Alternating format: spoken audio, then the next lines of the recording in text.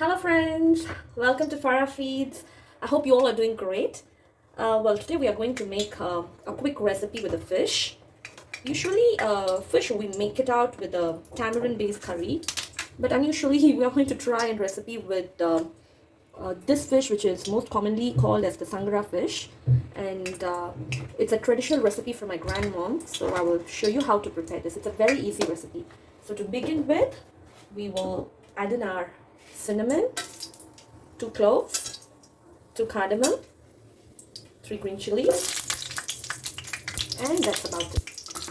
So the next step, I have about 2 medium-sized onions finely chopped. So we add in this as well.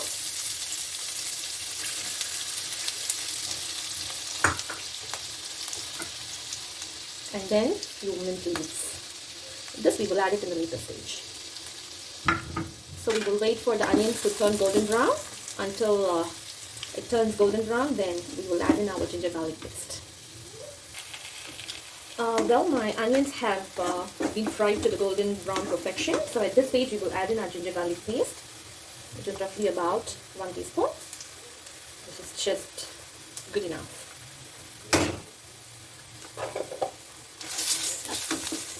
So I will basically saute this until the raw smell goes, and then we will quickly move to the next step. Alright friends, as you see I have sauteed and fried my ginger garlic paste, and so this is basically the blended tomato, roughly about medium to big size tomatoes. 2 tomatoes I have blended and kept it aside, so I'm just going to add in now. About a teaspoon, and also some turmeric, which is also about another teaspoon. The fish already has been washed, rinsed, and we have added turmeric to it, but still we can add in a little extra turmeric to the curry as well. So that's about it, and I have half lemon, so it was a 1 big size lemon which I have cut into half, so I'm just going to squeeze this lemon into the tomatoes.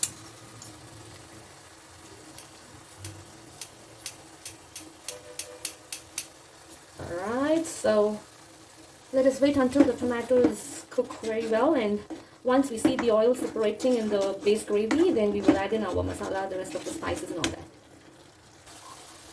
So my tomatoes are still cooking, so I thought we will add in our masalas and everything. So quickly to begin with, I'm adding in about 2 teaspoons of Kashmiri red chili powder, 1 and 2. And then goes in the coriander powder, which is also about 2 teaspoons. 1, 2, and then the cumin powder, which is roughly about 1 teaspoon. And this is the garam masala, which is again roughly about a small teaspoon. So this is a spoon, wooden kind of spoon which I have for my garam masala, so roughly about this quantity. If it may not be enough, a little more. I think that should be good enough. So we have added in all our masala so far. So basically we are going to fry the masala powder along with the tomatoes, and we will move on to the next step. Welcome back friends. I have sauteed and fried this masala quite very well. So at this stage we will add in our water. This is basically the rinsed tomato water.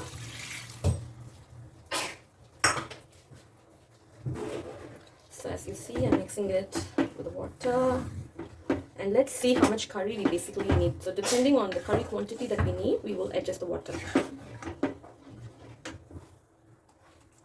As you see friends, the gravy is quite thick, so we don't want this kind of thick gravy, so we will add in some more water. So basically I think this should be good enough.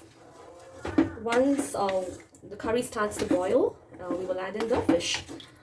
This fish cooks very faster, so we have to be really very extra careful about the time of cooking. We don't want to overcook the fish, then eventually it breaks and it's going to be messy. So we will just add in and wait for a few minutes for the fish to cook, and simmer it down and turn off the stove. So I will proceed with the next step until the curry boils. Welcome back friends, my curry is boiling very well, so we will add in the fish.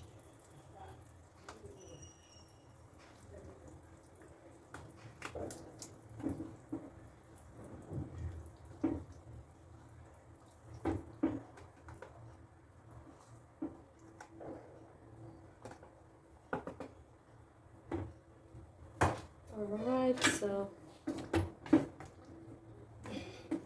I don't think this is going to take a longer time. We really have to keep an eye on it to see if it has cooked to perfection, because if you cook it longer, we'll get a messy gravy. So we have to be very careful at this stage.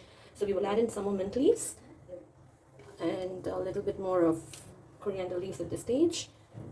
And I'm going to cover the lid and wait for the fish to cook.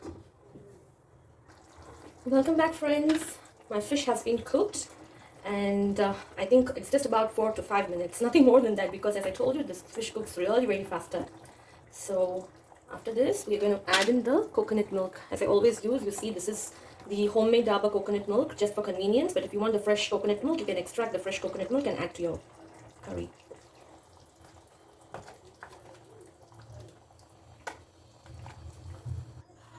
Welcome back, friends. So my gravy is cooked to perfection.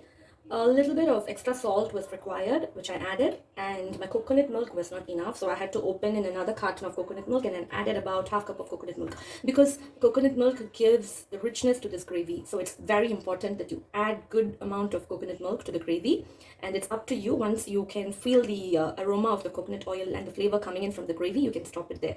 So easily about 1 cup of thick coconut milk is surely needed for this gravy, as I told you earlier. So that's all about it. So just to finish it off, I'm just going to add in my fresh coriander as usual. So that's about it. And this gravy is exceptionally good with your plain white rice and your ghee rice. So it's a must-try recipe, friends, because usually we make the tamarind-based gravy for our rice when it comes to fish. But this is quietly a different version of the fish gravy, which is basically with a thick coconut milk, which gives you a rich flavor to the gravy. So it's a must-try recipe, and it's very delicious with your white rice and your ghee rice. So please go ahead and try. And if you like it, give a thumbs up. And if you haven't subscribed to my channel yet, please go ahead and subscribe, and also share my channel link to your friends as well. And I would love to see you soon with my next video. And until then, this is Farah Feeds signing off. My love and hugs to you all. Thank you very much, friends, and have a great day. Have a fantastic day ahead.